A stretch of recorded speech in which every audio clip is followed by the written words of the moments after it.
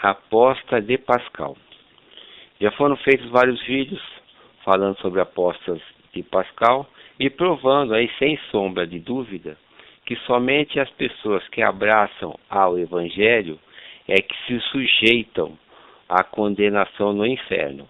Ateus, hereges, pessoas que não creem no Evangelho, pagãos, não estão sujeitos a nenhuma condenação no inferno, porque eles não abraçam o Evangelho como um sistema de vida, né? E somente aqueles pessoas que aceitam Cristo, aceitam as normas do Evangelho, é que se sujeitam à condenação do inferno, porque eles abraçam essa proposta, né?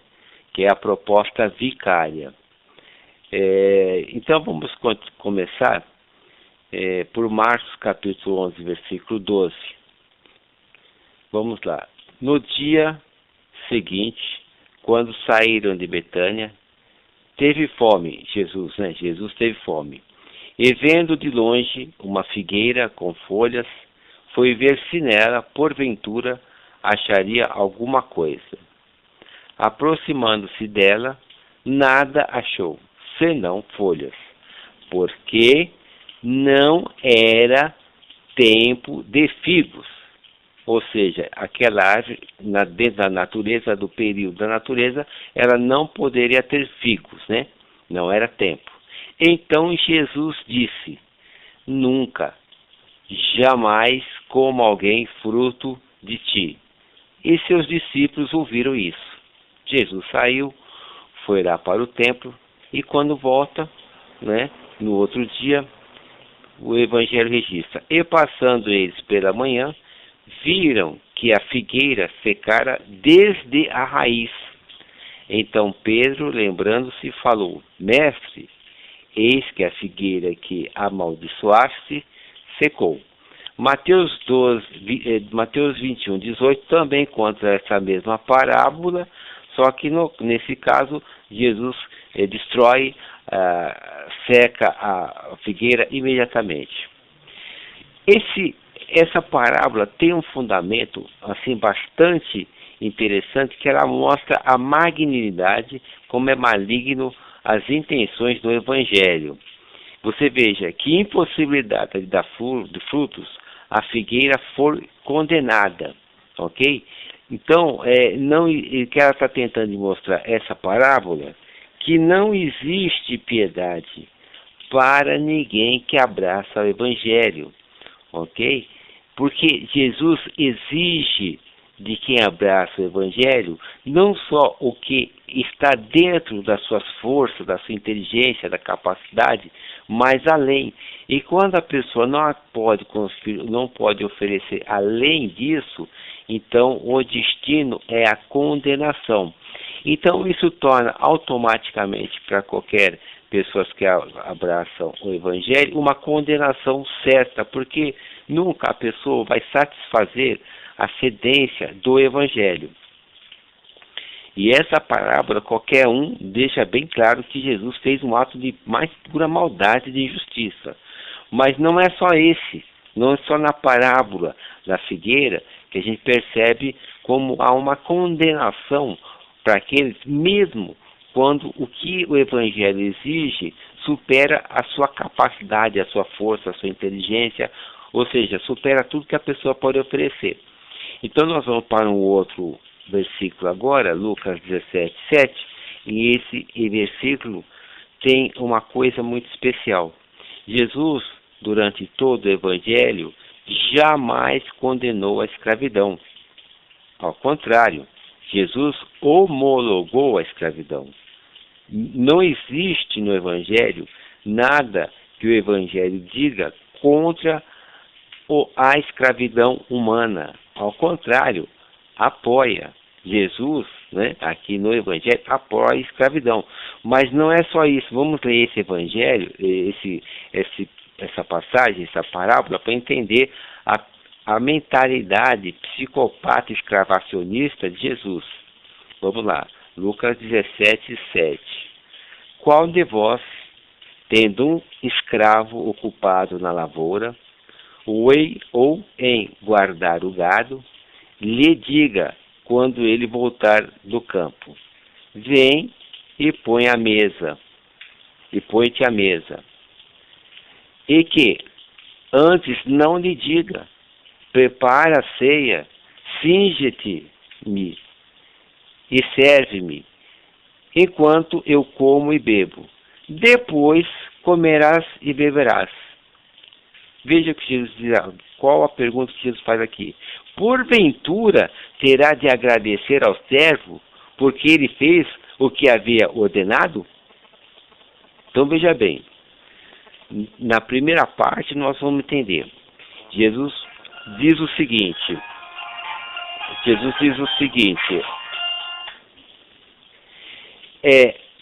o escravo que veio cansado da lavoura ou de guardar o gado, ele está dizendo: alguém convida esse servo para sentar à mesa? Não, ele está querendo dizer que não, né?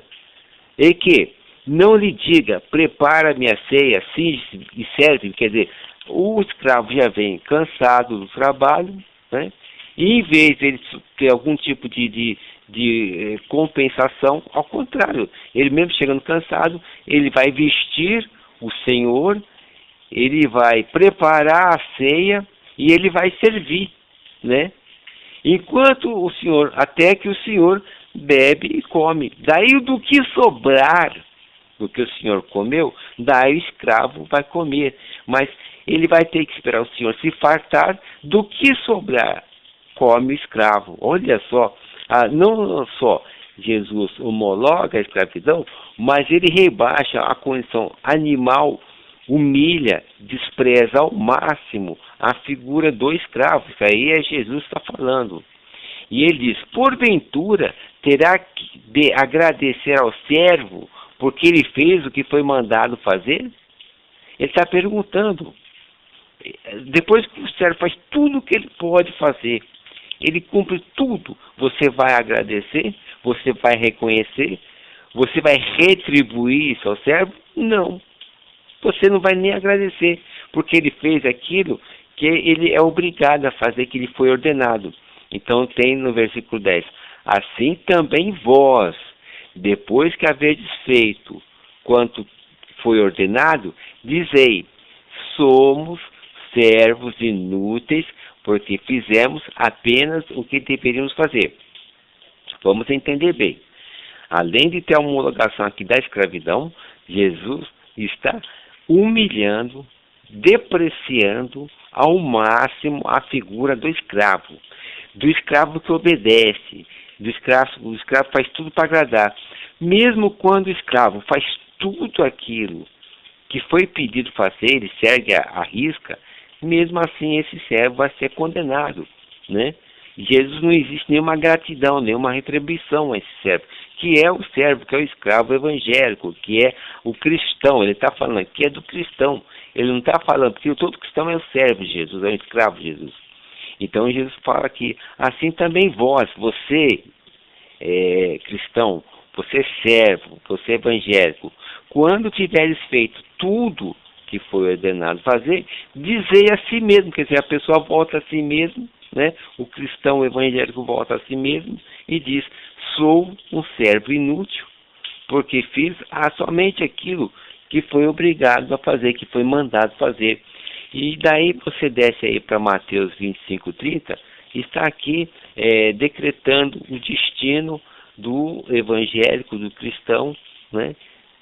Está escrito: eu servo inútil, lançai para fora nas trevas, ali haverá choro e ranger de dentes. Então o destino daquela pessoa que aceita ser cristão, evangélico, um escravo de Jesus, né, como nós vemos na parábola da figueira, qual é o destino? Você mesmo que o que está dizendo a parábola, qual o significado da parábola? Você vai ser exigido naquilo que você não pode fazer e será condenado por aquilo que você não pode fazer. O fundamento da parábola da figueira, Marcos 11:12, Mateus 21:18, é isso. Você será exigido, o cristão evangélico é exigido, né? É requerido a ele aquilo que ele não tem condições de fazer e por isso ele é amaldiçoado. E agora nós pegamos em Lucas 17:7, já na condição de escravo, de servo, porque o evangélico é um servo, é um escravo de Jesus, né? Depois que ele fizer tudo o que foi mandado fazer, entendeu? Ele já será considerado um servo inútil, né? Porque ele somente fez aquilo que foi mandado fazer. Então, quando a pessoa segue todas as ordenanças, todas as leis, todas as normas do Evangelho, ele será considerado de qualquer forma um servo inútil, e o destino do servo inútil é lançado fora nas trevas, onde haverá choro e ranger de dente. Mas isso está por todo o Evangelho. Em Mateus 24:50, está escrito: virá o Senhor daquele servo em dia que ele não espera, em hora que ele não sabe, e castigá-lo-á, lançando-lhe a sorte com os hipócritas. Ali haverá choro e ranger de dentes. Então nós vamos ver que os filhos do reino, os evangélicos, os cristãos, sempre terão a espada da condenação no fogo do inferno, segundo o próprio Evangelho fala, né? E nós, então nós já falamos várias vezes, mas não custa reiterar, falar novamente, é sobre 2 Tessalonicenses, capítulo 2, versículo 9, que é a própria operação do erro. O Evangelho, o que é o Evangelho? O Evangelho é a manifestação de uma cilada, é a operação do erro, é quando Deus manda, o próprio Deus ordena que seja feita uma cilada, montada uma cilada. E está escrito: a esses cuja vinda é segundo a eficácia de Satanás, com todo o poder e sinais de prodígio e mentira, e com todo o engano da injustiça. Prodígios e mentira é o próprio Jesus, que nunca existiu. Quando Deus fez, o diabo criou o Evangelho, ele procurou um personagem que na verdade é um personagem montado, ele nunca existiu, né? E ele é o fruto da própria mentira. E ele vem com a injustiça. O que é a injustiça?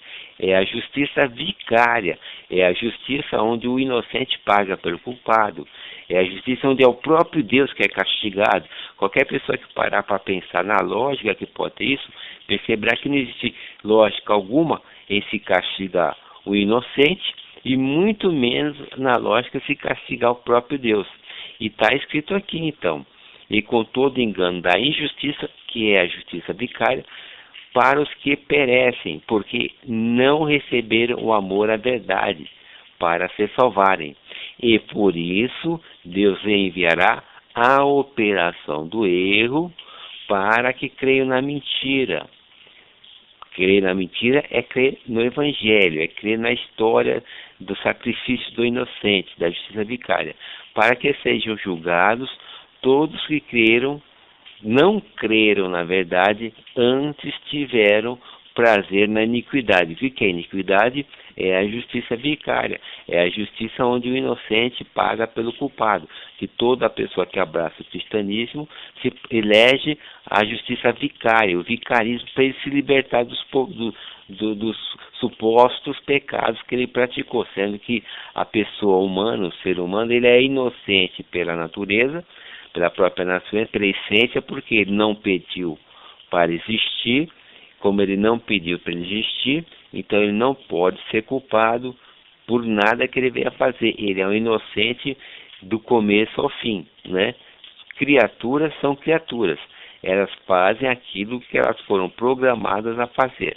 E para terminar, nós terminamos aqui, quando a pessoa aceita que ela seja...